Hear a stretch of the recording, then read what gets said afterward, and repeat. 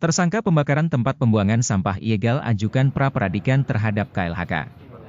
Kasus kebakaran lahan tempat pembuangan sampah, TPS, di Limo, Kota Depok berbuntut panjang. Terdakwa kasus TPS ilegal tersebut, Jayadi mengajukan pra-peradilan terhadap Kementerian Lingkungan Hidup dan Kehutanan, KLHK, ke Pengadilan Negeri Depok, Jawa Barat, Jumat, 29 November 2024. Warga penghuni TPS serta keluarga Jayadi mendatangi Pengadilan Depok. Dalam kesempatan itu, istri terdakwa menangis karena sang suami ditahan aparat dan menjadi terdakwa. Dina Mariana, istri Jayadi meluapkan semosinya lantaran sang suami dijadikan terdakwa dalam kasus kebakaran lahan TPS Limo, Kota Depok.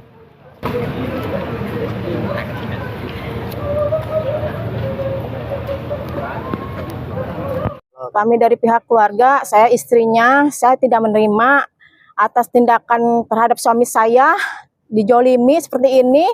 Saya perlu keadilan, itu aja. Saya minta pada Presiden sama Wakil Presiden, tolong bantu kami rakyat kecil, mohon keadilannya, itu aja. Saya terima kasih warahmatullahi wabarakatuh.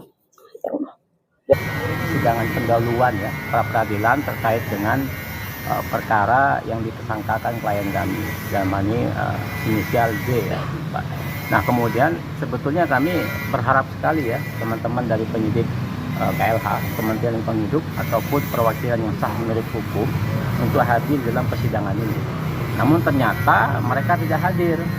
Mereka tidak hadir dan mengirimkan selembar surat kepada majelis hakim tunggal terkait dengan ketidakhadiran mereka. Namun tadi majelis menyampaikan ini merupakan surat yang menurut majelis tadi terkait dengan surat itu tidak tepat disampaikan ke majelis.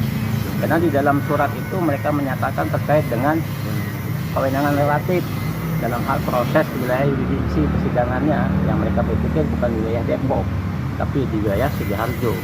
Nah, majelis menyampaikan tidak tepat disampaikan di dalam surat. Harusnya surat itu hanya menjelaskan terkait dengan alasan penundaan, bukan terkait dengan menjawab persoalan yurisdiksi wilayah itu.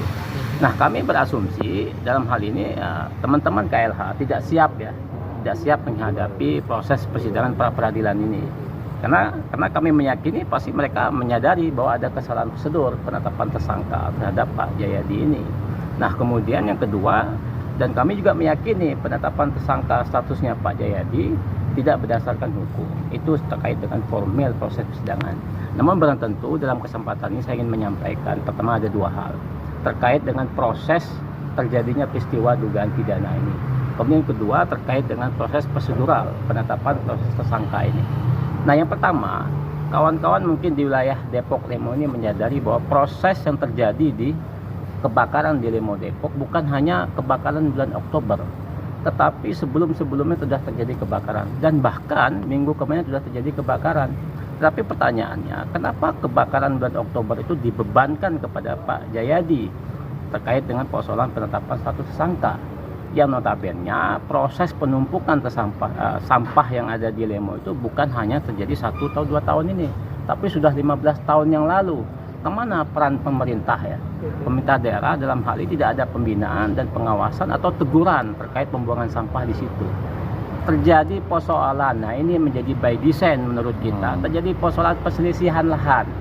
Menurut keterangan dari KLH, lahan itu dikuasai oleh PT Megapolitan, yang sementara lahan sampah itu ada kepemilikannya hak dari Pak Jayadi. Nah ini yang benang merah menurut kami, terjadi skenario penzoliman terhadap Pak Jayadi dengan penetapan satu tersangka, padahal itu adalah proses sengketa lahan. Tapi kami patut menduga ya, jangan sampai teman-teman penyidik KLH-nya dimanfaatkan oleh oknum-oknum itu untuk menggunakan alat negara untuk mengkriminalisasi orang. Maka ini penting bagi kami untuk menyampaikan pesan kepada masyarakat Limo, jangan mudah terprovokasi dan mengorbankan satu orang. Padahal benang merahnya adalah ini perselisihan lahan yang sampai hari ini bukan kepemilikan hak milik. Persoalan pembakaran sampah yang membuat kliennya menjadi tersangka bukanlah persoalan utama. Zainul menyebut jika faktor utamanya adalah perselisihan lahan yang mana status kepemilikan lahan tersebut masih jadi sengketa antara sebuah perusahaan dengan warga.